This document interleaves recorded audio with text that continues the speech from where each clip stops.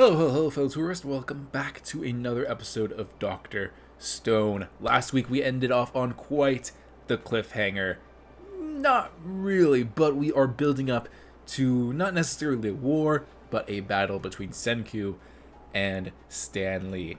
And you guys left a lot of great comments. We're going to get into those at the end of the episode because some of that stuff is important. Some of that stuff adds on to the discussion that I was having last episode.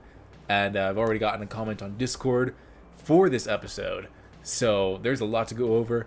And this looks like a very this looks like there's a lot of going on in this episode, because that comment on Discord, whoo, it was a big one. So I'm already getting excited to watch this episode.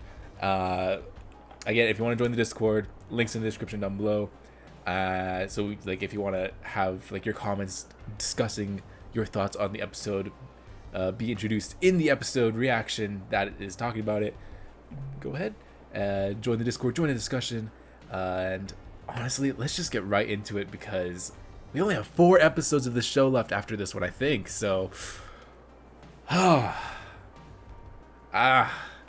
people were saying that they're going to end it on a big cliffhanger, and I don't know if I want to wait another 3 or 4 months, but there's only one way to find out.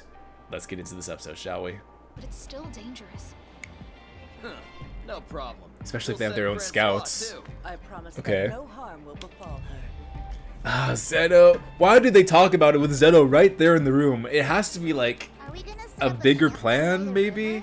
Yes, it's possible that we can discreetly spot them coming, so... What's wrong, sweetheart? See something? She's already being vigilant. Oh! I think I've already spotted them. They're heading right towards where they're walking, huh? I feel like this is the first episode in a while where we didn't open with the last 2 minutes of the last episode. So that means we got a lot of stuff to get through. What I once sought to destroy. Ooh. That has some implications. Who's the one that was once seeking to destroy? We've just got to keep our Man, what a horrible mask. Right. The fledgling science Is that all you can see? Dang.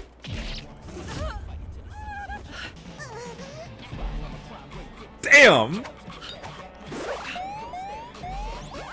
This poor woman's only being used for fan service.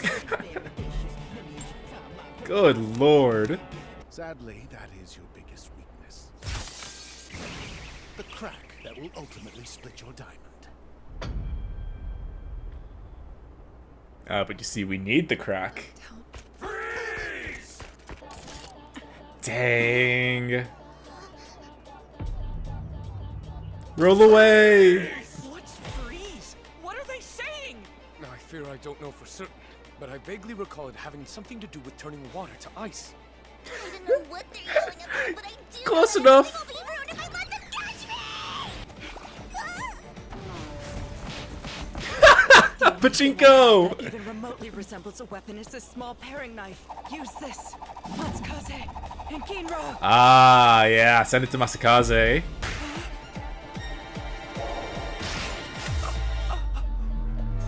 Master They're doomed. I'll hold him down. They're doomed. How am I supposed to fight against guns? Unpin one of his grenades. This range. Okay. Alone, I mean it. No matter what, I'm going to hurt Suika.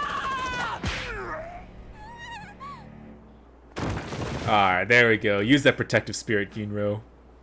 So I've always been really strong. Of This course, guy. it's all thanks to my intense training. Yeah, I'm sorry to tell you, but Ginro, you're dead, man. We harbor no hostile intent and will follow your orders. Will you kill us regardless?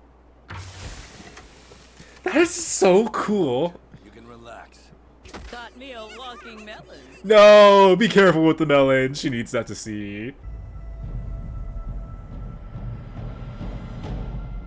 That's half the episode? No! Oh, why does it have to be week to week? We possess information that could turn the tide in our Damn, that's know far. where they are. Can that genius brain of yours think of a certain badass who won't hesitate to act on that? Hurry and tie her down! And she's gone. Oh, right. Kaku's gonna get herself killed. Except people don't die in the show, so it's fine. We're facing professional combatants. Tsukasa Tsukasa. and Yoga. Ah. It doesn't Not have enough resonance to sound like quite. a real gunshot. How's that possible? It's like the sound effects in movies. For ocean waves, Wait, they often switch chambers but Chrome doesn't know what a movie to the is. water. So, you think smacking a plastic bottle will sound legit enough for you?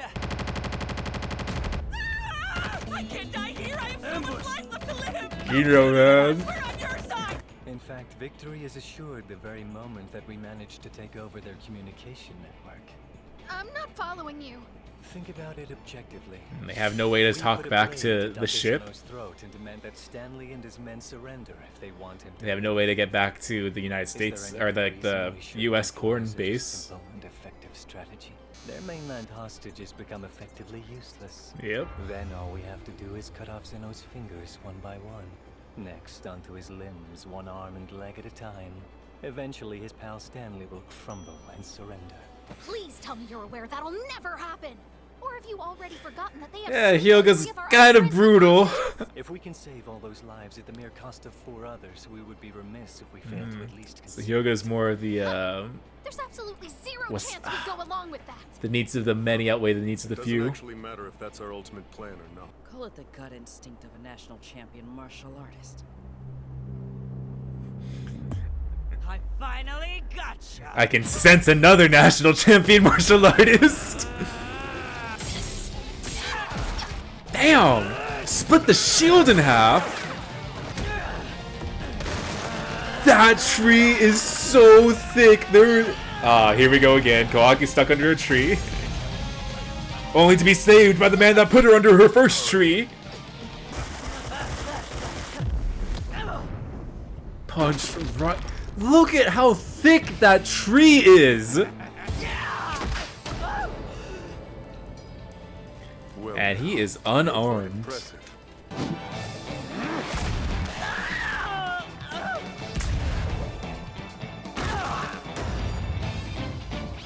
It's the same punch that killed a lion.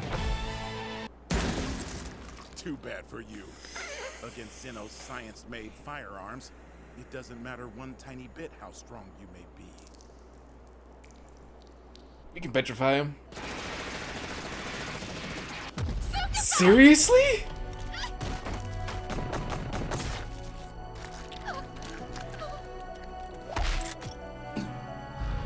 Really, Kawaku? You think standing there gawking at me will help anything? Or have you forgotten that you have a job to do? Right. Feel like we could actually lose them now. Me twice. So that was your actual target. Yeah. Well played.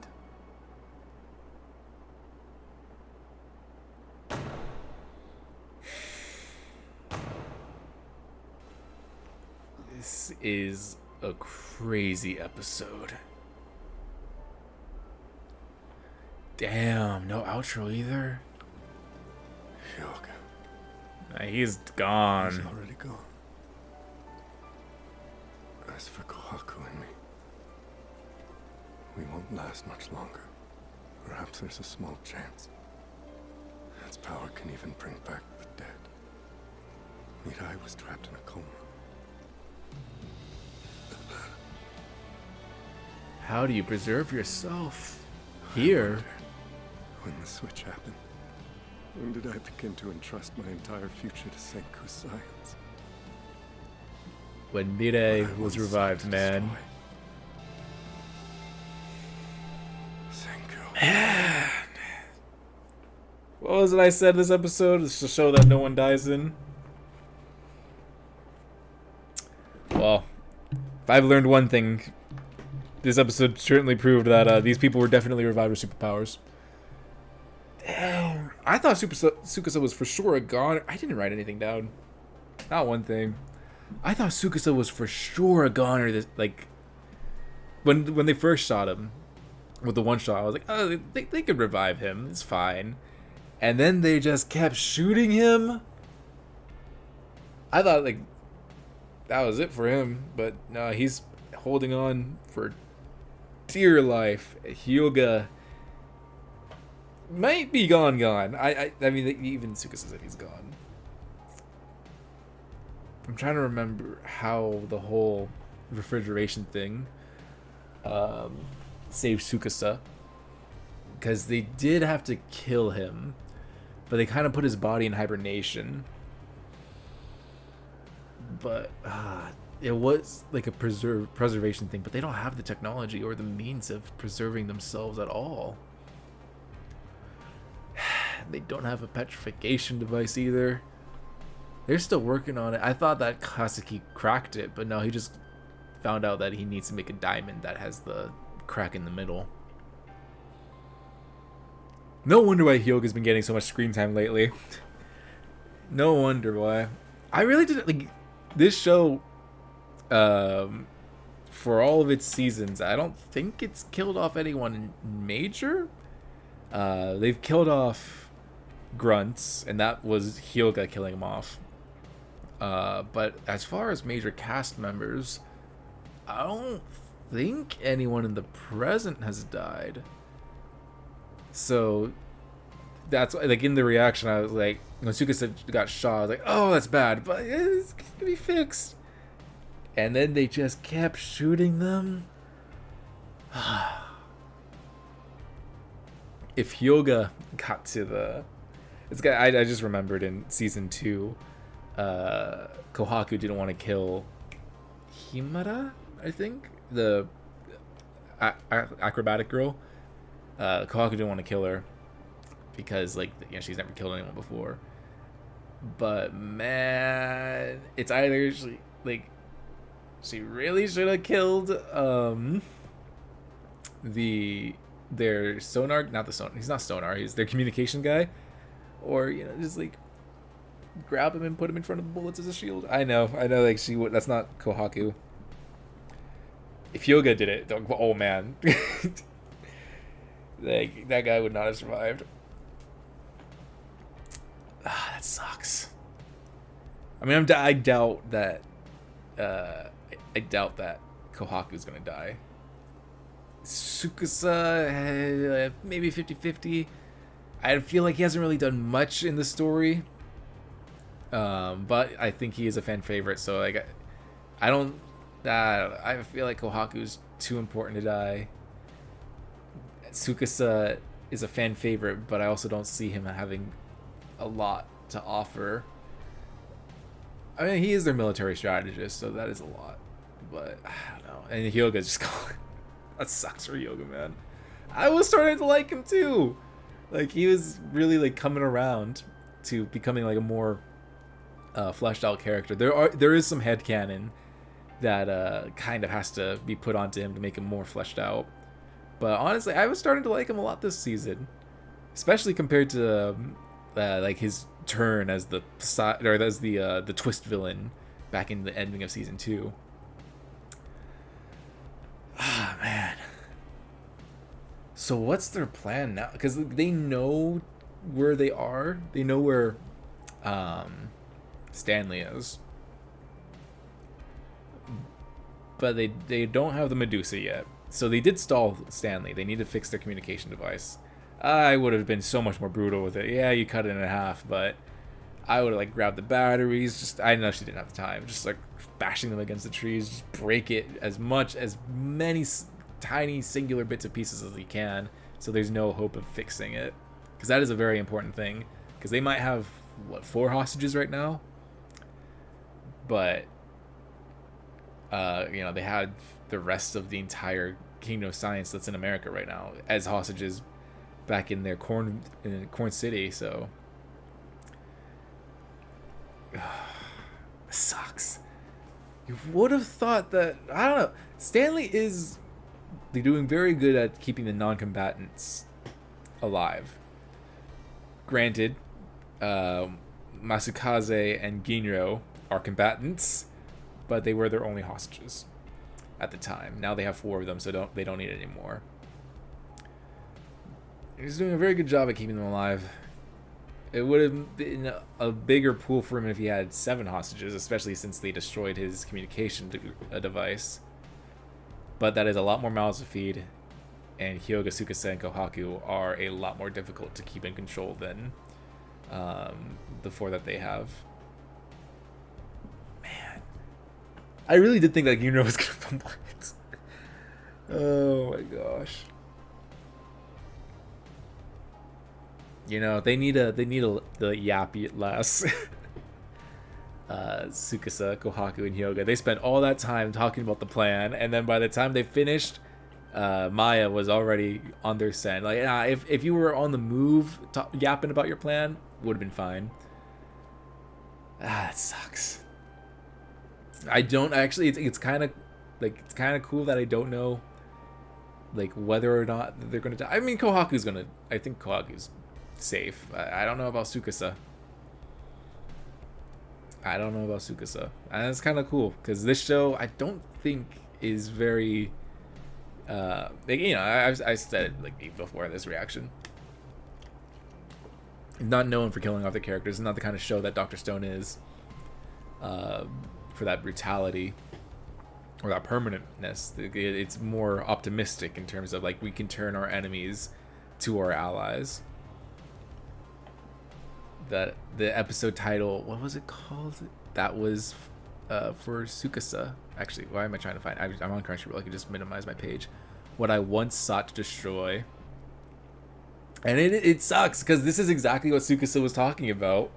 You know, this is I said it back all the way back in the beginning of this season, at episode 1 of season 4, where, or not even, maybe not, whenever we got introduced to Zeno. But, like, Zeno was the fear that Tsukasa had. Zeno was what he was afraid that Senku could turn into. A man who had, who had unbelievable knowledge of science that could use that knowledge to unbalance the natural world. And, like, we saw that Tsukasa, on his own, can hold his own against anyone, with Maya being, like, their naturally strongest and most gifted MMA fighter. But then, you know, you bring a gun into it, and it doesn't really matter how many martial arts you know, unless your name's Batman and you have plot armor on your side. But man, it sucks. I just wish that Tsukasa had more. I wish Tsukasa's philosophy had more screen time during this season. I mean, he's had little pieces here and there, and I've been saying this for forever. He's had little tiny pieces here and there, but I wish that he was, he was rotated into like some of the main character roster of this season. Because especially if this is where he dies, I think this would have been a very strong season for him to have shown, and to die fighting for what he once wanted to destroy against. For him to die fighting for what he once feared, to the hands of the world that he didn't want to build. Because Zeno, I know that didn't make sense. I haven't written anything down, but Zeno does want to use his science to rule the world. Even in the before the Stone Age, Zeno was thinking, oh, you know, I'm so smart. You know, if I had the chance, I could totally rule the world. I just need to have the chance to get it done. But now, like, the world, there's no one to oppose him. So once he's built his empire, he can revive everyone, and they'll have to kneel at his feet because he will be the one true power. So he's dying for a world inspired by science against a world ruled by science. I think that would have been really powerful. I mean, it is still powerful, but I do wish that his philosophy was given a bit more limelight. I'm talking like he is gonna die. I feel like that could be like a very I feel like it has potential to be very impactful. Like when they petrify everything, and they go back and start unpetrifying things. they revive Kohaku. She's alive. And like, awesome, let's revive Tsukasa now. And he just doesn't wake up. And I'm like, oh no. And then Hyoga like, no, he's gone. He's Swiss cheese. But it's like, I feel like it has like some impact for them to like, yes, we're so hopeful, we got Kohaku back. And then they try reviving Tsukasa, and he'll. I wonder actually, do like dead people petrify? Like Tsukasa kind of is iffy in terms of in the ending of season 2, because they had to refrigerate his body. So there were signs like, yes, he was technically dead, but he was also preserved. So what's the state? But would like people who were have I asked this question before? I don't remember. Probably back in season 1, but like people who were like buried in cemeteries, would they have been petrified? Like, let's say they've been dead for like a day maybe, so like their bodies haven't started to rot yet. They're decently preserved. Would they be petrified, and could they be revived? Granted, if it was from old age, they wouldn't. If they were revived, it wouldn't probably be for that much longer. But if it was from like a sickness or something, granted, they wouldn't be dead. Like, they wouldn't be buried in. So like anyone that's like freshly dead. Like, what's the expiration mark? So let's say like someone died of like cancer a day ago, and then the petrification beam hit, so they would be in like the hospital morgue or something, or wherever the bodies are stored until the funeral, and then they were revived. Would this hypothetical youngish person be revived even though they died? Like, or how long is it? Within seconds? Do you what's the cooldown rate? And do they get petrified? If they're dead, does the petrification beam not recognize that as what does Tsukasa say? Like living cell tissue or something like that? As fresh cell tissue? That's an interesting question. And that would be messed up. Like, like they won't go over like, oh, Kohaku's petrified, let's go. And like, why isn't Tsukasa or Hyoga, why aren't they petrified? Like,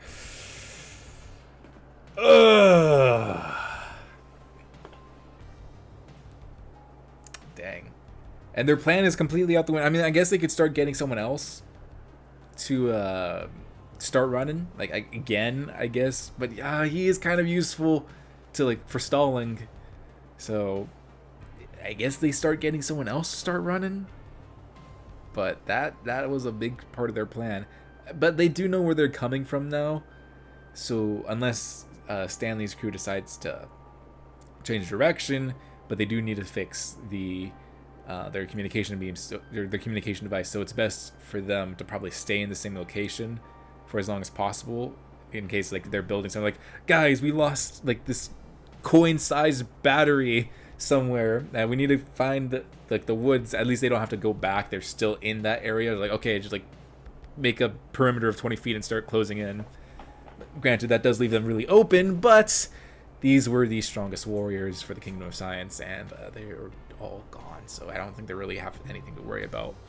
But it is really nice to see that, unlike Ibarra, for I feel like a while he did underestimate the Kingdom of Science. He was very confident with his petrification beam. I could be misremembering, but like it is nice to see. I mean, it's terrible, but it's nice to see that Stanley does give Senkyu and company the respect that they do reserve. Like, they are kids, but like he knows, hey, yeah, these guys, they made it this far. Like, I'm not going to be taking risks. We are going to be giving them 100% of our attention. We are going to have proper military. We're going to have proper military format, and while we will take hostages for negotiation, we are also not going to like hold their hands. Like, if they fight, if they retaliate, we will retaliate too. Man. I mean, it's nice to see a villain not underestimating them, but damn, why does it have to be a villain already so advanced? It ain't fair for them. It's just not fair. So it's either that they get someone, Senkyu gets someone to start running as far away in the opposite direction as possible. Like, just keep going. Or since they know where they are, they can go and like chuck some. They can go like make the petrification device, have one person go and go like, all right, 500 meters instead of 3,000, and then they'll only get that area, leaving everyone else safe. But I do think they lost all of their fastest people and their scouts. They lost their fighters, their scouts, and their speed demons. So it is not looking good for them. Especially for a sneak attack now. I wish, man, that I could just binge this. I wish I could just keep going. Because I love this. Like, I love, like, the idea of binging Dr. Stone so much. Especially like the way these episodes end is like, oh, now I need to know what happens next. I need to know how it goes. But yeah, that was once again a great episode. It just sucks that we 100% confirmed Lost Yoga. I don't think he's coming back from that. So I guess it is both him and Tsukasa. What they once sought to destroy. It's both of them. Because, like, they were both mortal enemies towards Dr. Stone. Dr. Stone, but towards Senku. Sorry, I'm going back throughout the episode. Damn! Lady Stanley? God damn. It wasn't her hair. It was her, whatever, her, like, shawl of something. Like, that was what was sprayed out. I thought, like, for some reason they just animated her with extra hair. I was kind of distracted at the moment. Good lord, this woman cannot catch a break. Sorry guys. I'll lock in now. I'll lock in.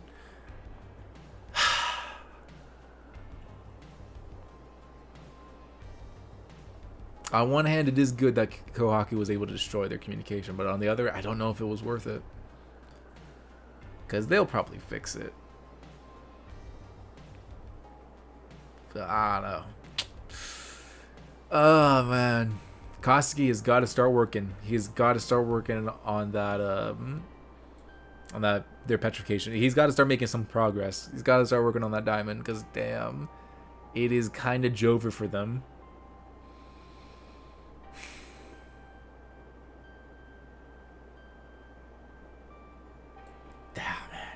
Well, let's start getting into some comments. I'm going to be opening up my YouTube ones, but I will read the I'm going to be reading the Discord ones first. If my computer stops lagging. Okay, I'm not going to be going over every YouTube one, but I will be going over a majority of them. But first, from Hamilton, of course, over on the Discord. Dr. Stone episode. Got up early just to watch it as soon as it drops. I gotta say, too, knowing what was coming, this episode made me so nervous the whole time. I love how even though letting Charlotte die would have probably been the best move, they still helped her. This is also why I thought that they would use some sort of indicator for the English, because especially for this, I was curious on how they would do it, since it's important that she doesn't know English. I think they did a good job, all things considered, though, of making sure people know Suika can't understand them, but still. So I'm going to take that in the sub. Actually, I could actually go back for that scene. I'm going to take that in the sub. They did not switch languages, maybe? Let me go back. Let me open Crunchyroll again. Let's see. Oops.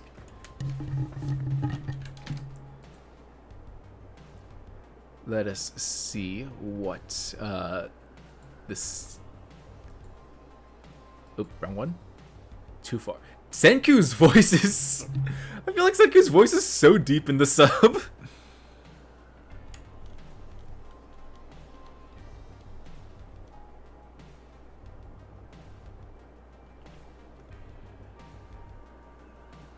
Okay, they do kind of they say freeze, but it's in the English. Okay.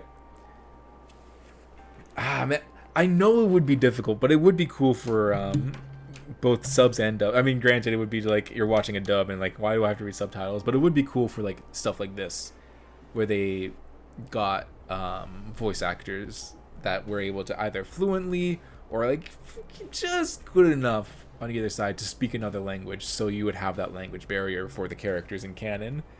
Because I feel like Dr. Stone, especially in the dub, at least in the sub, it's the English. But in the dub, I feel like it's very much lost in terms of like they do not put any effort into trying to make them have a language barrier between them. But and I think in the sub too, they've had some not difficulties, but just from what I've seen, they haven't been completely consistent with it. Like with, was it Carlos? It was one of Luna's people, where Taiju abducted them, and they were with the Chrome's group and all that. Chrome and his group were speaking Japanese. That guy could only speak English, and like they weren't really communicating. Like the show wasn't really communicating what exactly everyone was understanding at the time. And now it seems that everyone's just because like Luna, Carlos, and Max, they're all speaking the same language as everyone else. So I mean, like it's just not, it's not something that you really need to pay attention to.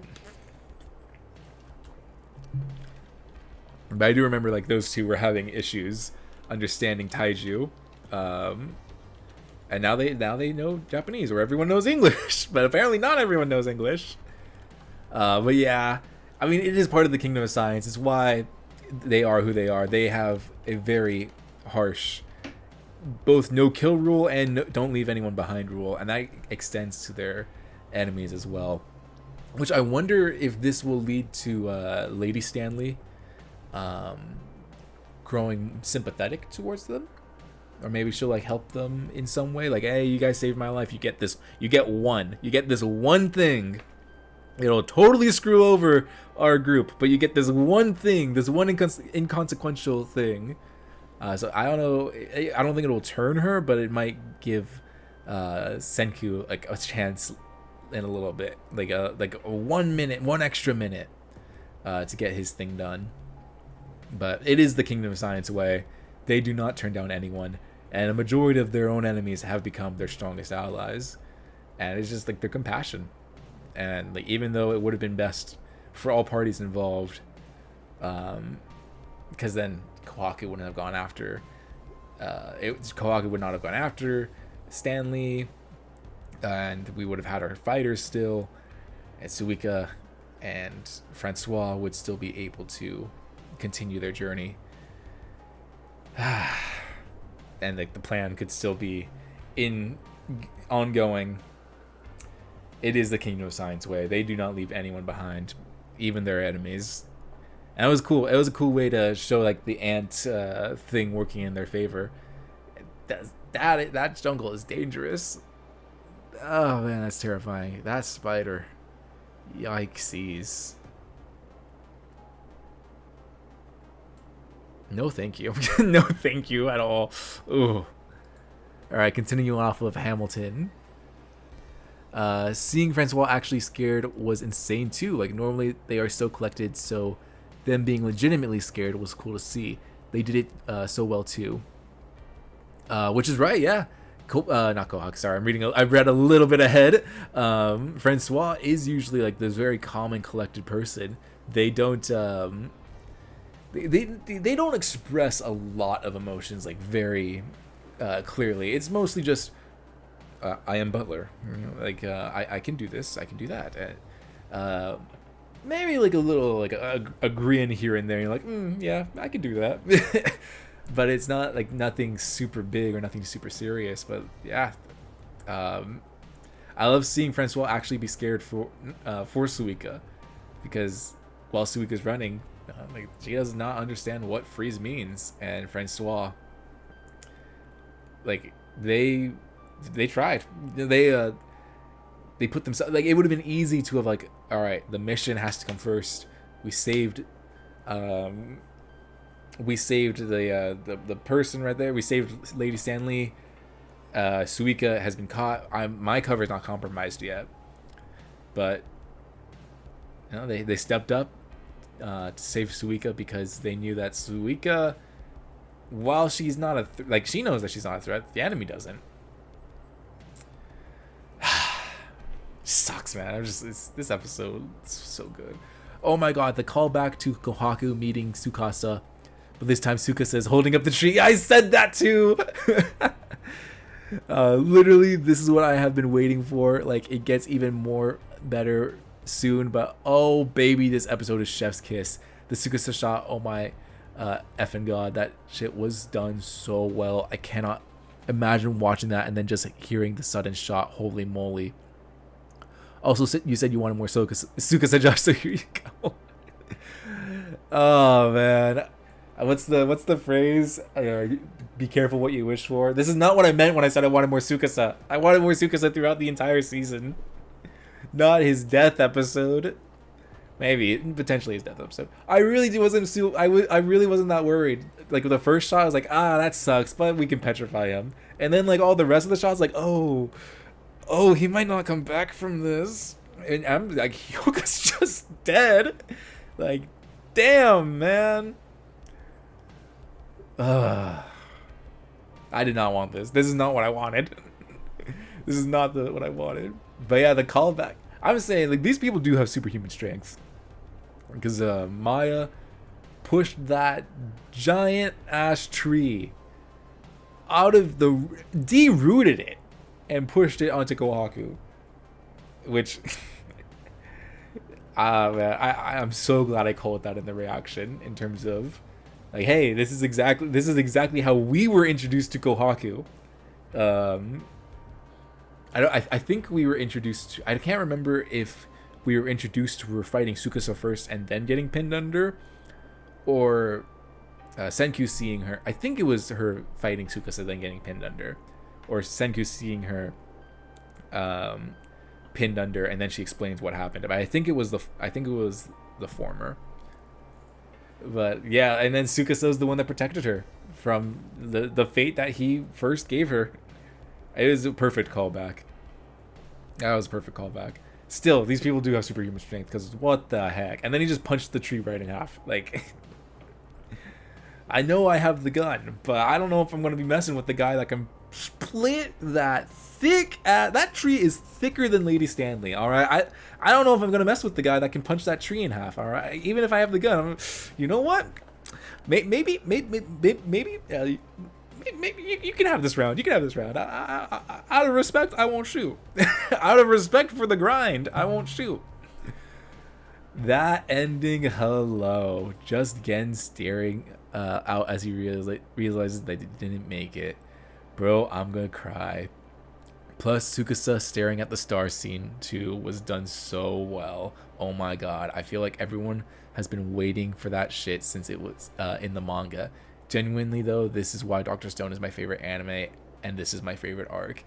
Honestly, this is, I feel like I said this a few episodes ago, this has been my favorite arc of Dr. Stone, at least within recent memory. I liked the Treasure Island arc, but I feel like it was missing just a little bit something. I loved Ibarra, but I don't know, the Treasure Island arc, I like it, but I do feel like it was missing a little something. But this arc, especially part 2 of season 4, has been just firing off on all cylinders. It feels like the first half of it felt like classic Dr. Stone back in season 1. You know, we're exploring, we're adventuring, we're building, and then this second half of it, going into near the end of the season, we're going into the more militaristic, serious side of Dr. Stone. I feel like it's been balancing both tones very well. Ah, man. I hope that, I mean, I'm sure that Senku knows that since they didn't come back, something's gone wrong. But I hope he's like, yo, Kasuki, man, we have got to hurry up on that production because our people are bleeding out over there, and we need to petrify them immediately. That was not my best Senku impression. I'm sorry. My voice is getting raw right now. Kasuki, no, that's Bakugo. Oh no, I cannot do Senku right now. But man, I love the Tsukasa introspection. I just wish that we got a little bit more of Tsukasa before his potential death. I don't know. I'm still kind of on the fence. I feel like it could be 50-50, but I thought he was going to be a goner. Right there after like the 50 bullets hit him. I'm like, oh dang, we're serious about this. I thought that was going to be it for him. But the first shot, I was like, oh, the first shot got me, but I'm like, oh wait, no, it's okay. It's only one shot. One shot is bad, but it's only one shot. We can petrify him. And then like the hail of bullets came. I'm like, okay, that's overkill, and he's might actually be dead. Which that one did get me. I was like, that one did get me. I was like, oh my god, wait, are we actually killing off a character here? Dang. Ah, man, manga fans. Oh, you guys, like Dr. Stone manga fans are eating good. This is a great adaptation. I mean, like, the argument could be made like, oh, I wish the fight scenes were a little bit better, because fight scenes have always been lacking within Dr. Stone. But this show, it's not an action show. I've always said that. And whenever people do, like, I've seen, like, it's not common, but I do see some people roast the animation of Dr. Stone. And I'm just like, that's not the genre it is. It's an adventure. It's an adventure, semi-sci-fi, but it's an adventure show, first and foremost. It's about science. It's not about the action. It's serviceable. The action that we have is serviceable to get the point across. But like the story and the characters, that's where it's at. And damn, this show always delivers. This episode sucked. Oh man. Well, let us remember Dr. Stone for when these characters lived by going back just to the comments in the last episode. So speaking of Ibarra, we have from John Doe. Since you brought up Ibarra, I have to say that he was absolutely devious with the Medusa usage. This episode was, we straight up yoinked his nuke the whole island plan. I wonder if his other idea of having someone swallow the Medusa will come into play too. I imagine you could get creative with the concept. Zeno, the hostage, could be used as a human time bomb. If Stanley had a Medusa, he'd have someone infiltrate the squad before it goes boom. This goes way beyond the scope of the show, but if you ignore morals, the Medusa could totally be used for torture, war crime, and prison sentences. Imagine a 1,000-year prison sentence that give a new meaning to a lifetime sentence for sure. It'd be cheap to store the statue too, as they don't require food, housing, or other needs. There's definitely plenty of other applications the Medusa could have as well, such as sleep or travel. And you thought the economy was bad enough? Oh my god, you're so right. Especially, like, I love in Dr. Stone, Senku, when he's like, we can use the Medusa, and Senku's like, think of it, we can freeze food and send it across, like giant, like we don't have to worry about food spoiling, all the medical applications. And then here comes John Doe's like, torture, war crimes, prison. No, but like, it is like the applications of the Medusa, there's so many applications to it. I mean, it's morbid. I don't want to be the one to say it, but I will say John Doe gave me the idea. But like, for torture, limbs, like you can cut them off, and I believe you can reattach them through the Medusa. If like the limb gets petrified too, I'm not entirely sure how it works. Because we've seen like petrified limbs be able to be cut off, and then the rest of the body will be fine. But like, if the limb is already detached, will the Medusa freeze both the detached limb and the body, or would the limb be considered not part of petrification? I don't know, but like then you reattach it, and then oh, there we go, more torture. It's never ending. It is messed up. It is so messed up. All those terrible applications. I like Senku's ideas better. I like Senku's applications better. But yeah, totally though. If they did have a working Medusa, like right there, if Kohaku had the working Medusa, like 100 meters right now, and then just drop it. She petrifies herself, but everyone else is petrified too. It's done deal.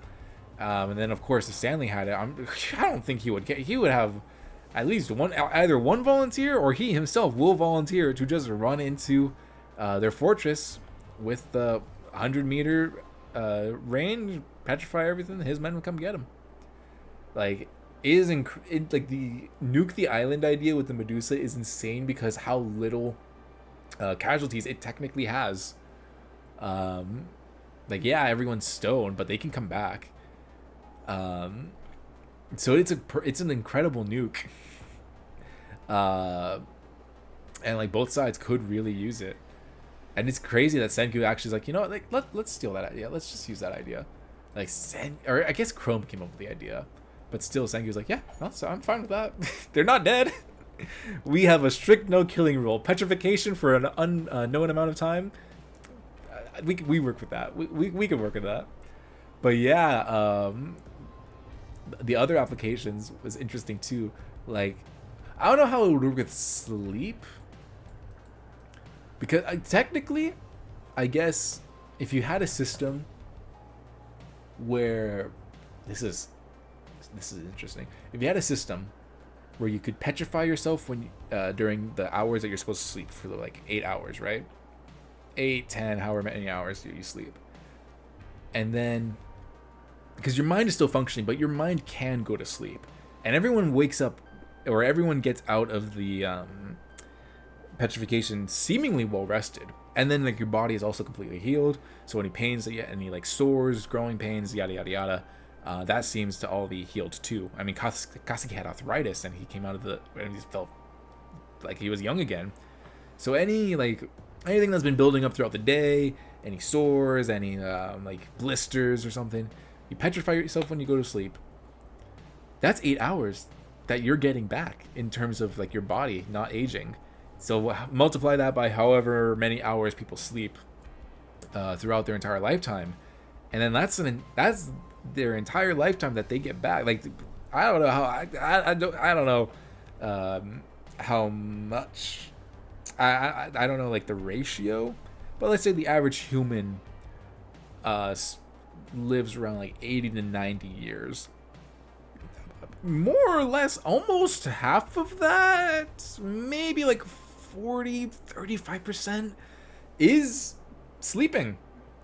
Granted that you have people that maybe have night jobs or spend more time awake than they are asleep, but for the average person, I would hope that they would get like their 8 hours. So if you were able to like petrify yourself while you sleep, you could prolong the human life and then revive yourself after. Like, you would need to have a system, either a buddy or like a drip mechanic, and just hope it doesn't break while you're petrified.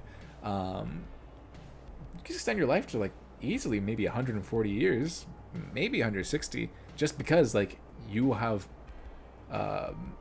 you're staying in stasis basically during those hours of sleep. And then also travel was like, yeah, I got this like 12-hour business flight that I gotta take all the way around the world. Again, petrify yourself. You're conscious for it, but again, you're saving your own time. As long as you're not working on anything, and as long as they're like, yeah, I could like do some business, or I can watch some anime, read a book. If you don't care, petrify yourself, go to sleep. Your body will be preserved. You wake up and you have 12 more hours of life that you can live in a different way outside of traveling. Also, this would be hell of expensive, and you thought the economy was bad enough. And then we have this one from the rest of these are from Lucas, and they have they're very good insights. So the Medusa cover is so tough that it withstood Stanley's shot, but the circuits inside are fragile. I'm sorry, I can't speak. I've been speaking for an hour straight now.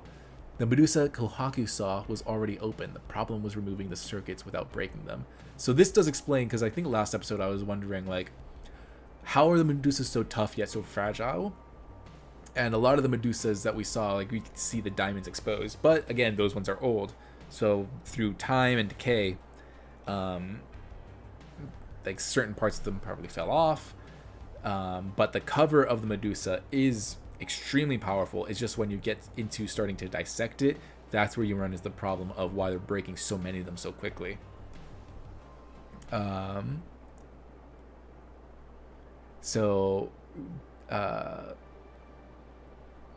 just skimming through here.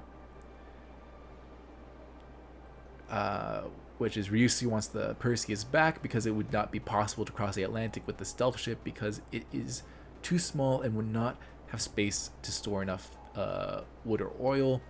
The plan is to build a super ally city in Araxia City and then build other cities around the world to obtain materials for the rocket, which, yeah, I don't remember if Araxia City was mentioned in the ending of season 3, but I do remember, like, the idea of building cities around the world to gather materials to build their rocket. I do remember that, like, that was the goal. Like, they will visit resource-rich areas around the globe, revive a whole bunch of people, create the cities, and then use the cities that they've created to help them mine for those resources, and then bit by bit slowly reviving and bringing back the world's population through that plan. Yeah, Croman is an inventor. He had ideas from scratch without any influence. That's why Senku said Leonardo da Vinci was OP. Senku has a great admiration for inventors.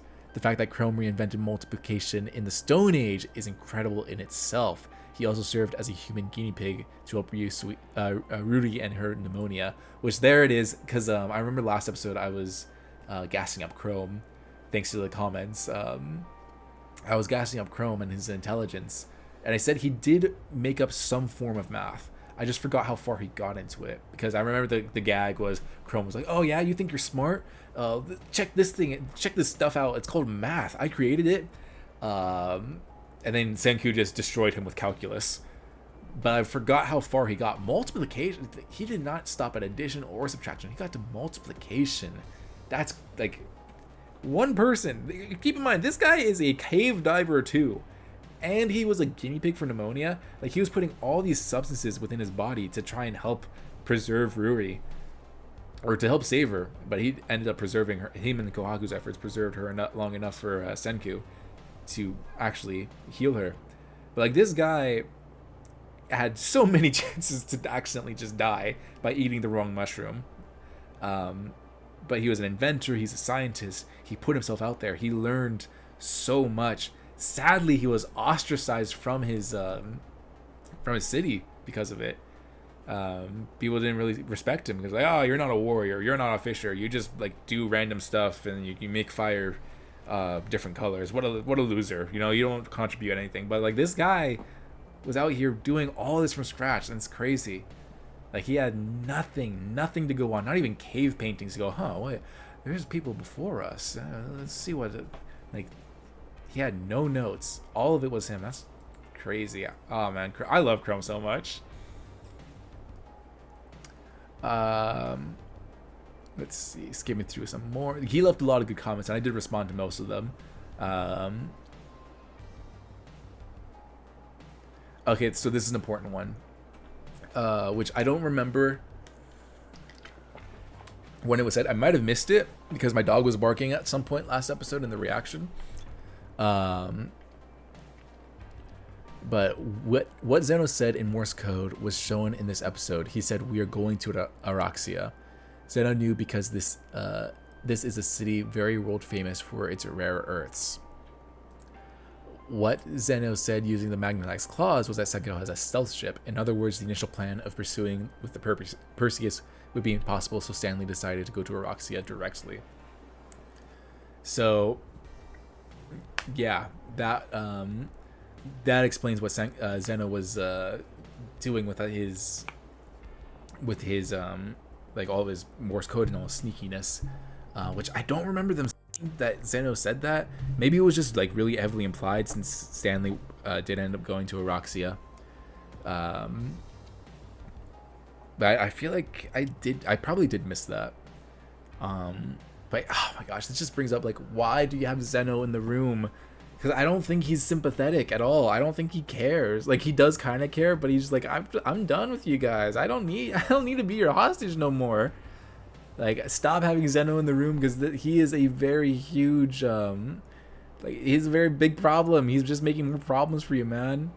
Oh, please leave Zeno out of, like, all of your meetings.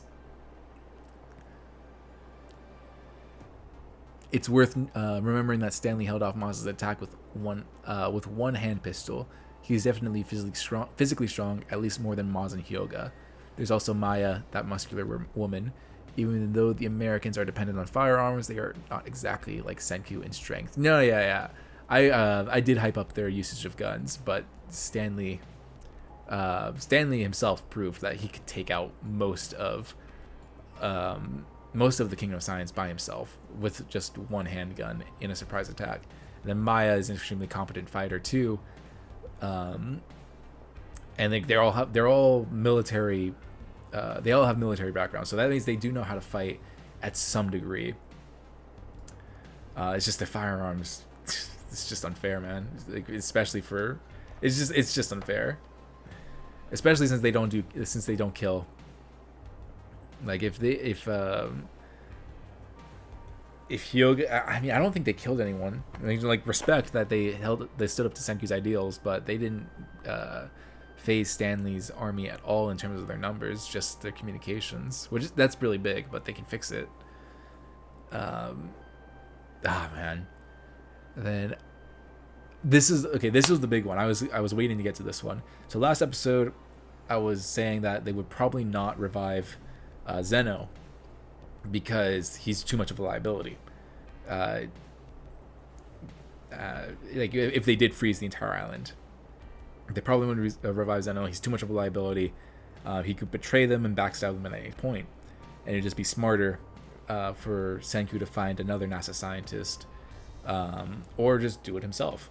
But Lucas left a very insightful comment here. I don't think Senku has much choice. Zeno is an expert in rockets and missiles. While Senku has general knowledge, he's not so good when it comes to specifics, like Francois being better in cooking. To not revive Zeno, Senku would have to find another rocket expert. Chelsea could help locate NASA and other locations, but they would have to rely on the luck of their statues being complete. Which, I mean, like, when it comes to their statues being complete, that's just a lot of time to waste. Because, like, yeah, usually could glue them back together, but they would have to find all the parts. They would have to hope that the people that they're reviving are the experts that they need.